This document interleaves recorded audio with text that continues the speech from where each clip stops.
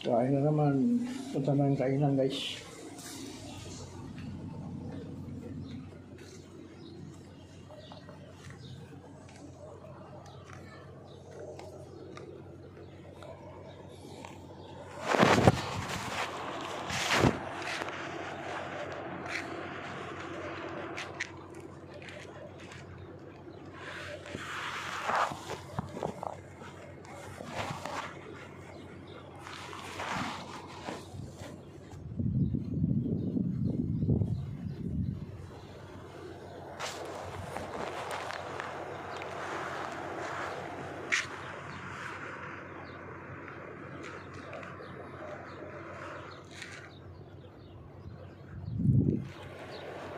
Ang oras ngayon, guys, dito sa Saudi 5:50, guys, ng hapon. Pupunta na naman sa kainan. Pupunta ng Misol, guys, Misol.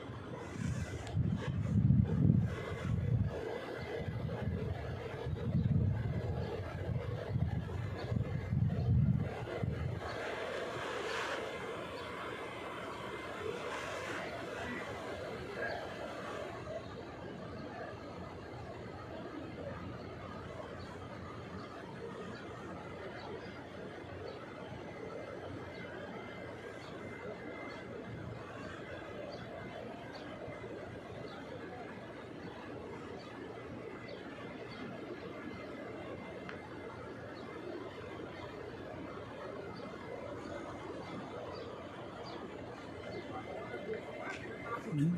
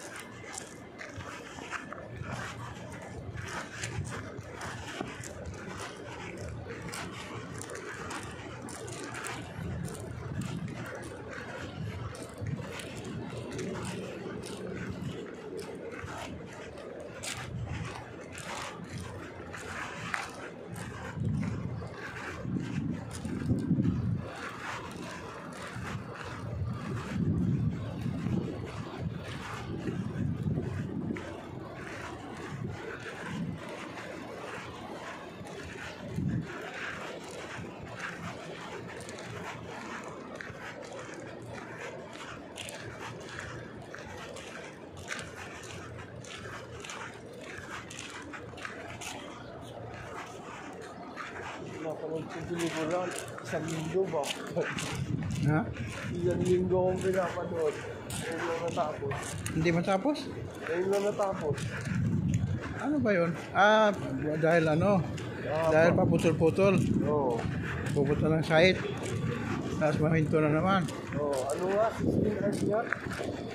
16 hours. 16 hours. Mahaba yun dahil 16 hours eh. Ano na yun? Putol-putol na yun ha? Pag pinagsama-sama mo lahat, 16 Ano? hours. Hindi yata movie yan? Si ano? Parang movie na... Ano yan? Yung teleserie yan? Teleserie na style? Series. Oh, series.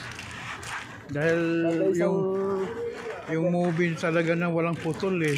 Mga 4 hours lang ang kanyan eh. Yung walang putol talaga. Kada isang episode, isang oras. Kanya. Teleserie yan. Series. Oo, series ba? Series. Kung hindi pa kanina ko pa inimpisahan yun, pagkas natin kumain, ngayon na natapos. Ngayon na natapos yung natitirang episode. Ngayon na nakaraan linggo ko pa inimpisahan eh. Oh, siyempre eh. Pag natulog, naka-off na yan. Dito nga, ang episode lang mapapanood ko eh. Anong istorya yun? Story ba yan? Ano, hindi naman, ano yun eh, K-drama eh, Korean. Mga tungkol dito, ano yung babaeng binuli. Dati pa lang siya, binuli siya ng binuli. Mga classmate niya, pinaso, puro peklas buong katawan, puro paso. Hanggang sa nag-drop out siya sa school. Tapos ayun, ganito siya, lumaki na siya. Ganito eh. Naging ano siya, naging professional teacher siya.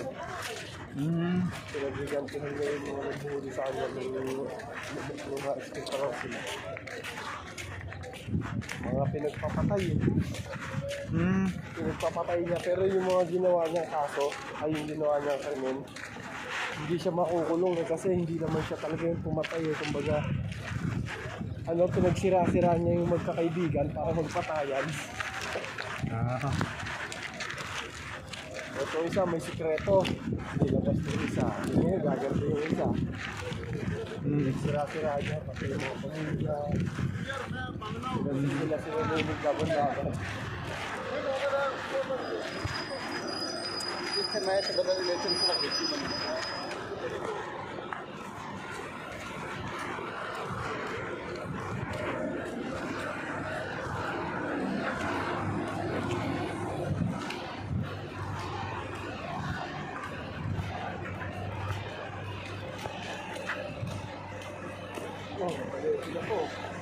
Galing na sana niya, Google. Nagugulat ang mga to.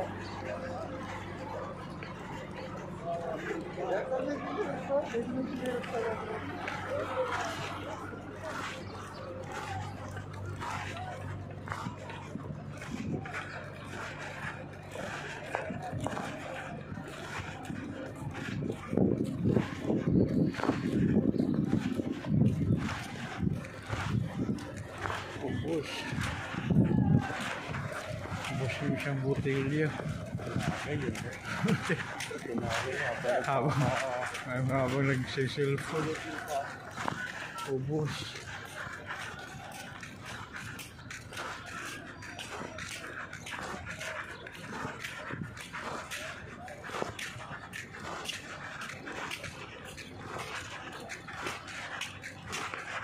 Siguro pag 2 taon mo, tumbong ko mga gandito lang. Ganda eh. Pero hindi ko na ito papagusto.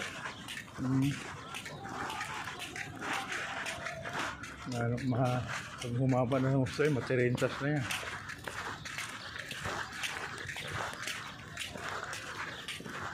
Kagaya ng kapitbahay ko. Mahaba eh. Abot sa baywang eh. Sa laki. Nagbibenta yun. Paano? Paano? Bibenta mo sa pagkakitan. Ang ano? Yung, alimbawa yung gandito sa bewang. Oo. Ba, mga 8,000 yun. Putulin nila. Tapos ang gagawing wig yun. Gagawin wig. O kaya gagawin nilang ano. Tinitirintas niya. O kaya gagawin nilang ano, yung sasampulan ng mga kulay. Ah. Kasi yung buhok, di naman namubulok yun. Ay, ilang taon na, ay tamo yung mga bangkay, nakitira, buhok na lang. Buhok. Yun ang makakuha mong buhok. Mabubulok pa yung buto kaysa buhok eh. Oo. Yung buto kasi ano yun eh. Yung sa gitna niya, yun yung unang mabulok eh. Pero yung Yung buhok, parang utak. Tapos yun, unti-unti lang ano yun, mag-aagnas. Parang gambewang ba, malaki na yun, mga 8,000 na yun. Tinirintas niya. Kuwan yun, nag-abroad yun. Tuwing uwi. Hindi niya pinuputol. Hindi yung papagupit mo. Hindi. Sa ano yun eh. Kaya lang Nag-abroad. magastos, kaya lang Sa Europe, country nag-abroad. Ewan ko kung saan sa Europe yun. pag mahaba lang, magastos nga lang sa ano, shampoo. Shampoo. Hindi pwedeng walang shampoo eh. Oo, laging bulbul yan. Para laglag ba ang buhok? Saka laging bulbul yan. Hindi mo lumaglag. Laging pag hinangin lang eh, nagkulot-kulot na. Pero kung may shampoo at saka conditioner, lalaglagan yan. Hindi magbuhulan dahil madulas eh. Maglaglagan eh.